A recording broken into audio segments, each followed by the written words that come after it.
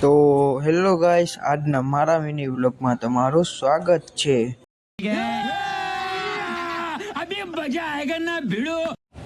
તો હું થઈ ગયો પછી સ્કૂલ માટે તૈયાર।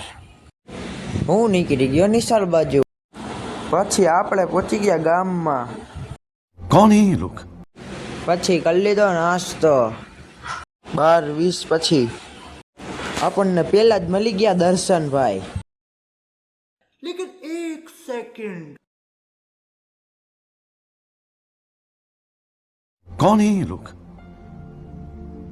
कहाँ से आते हैं ये? પછી નીકળી ગયા ઘર બાજુ। પછી પહોંચી ગયા ઘરે। પછી મેં એક તો આવ્યો મારી બેનની સ્કૂલે।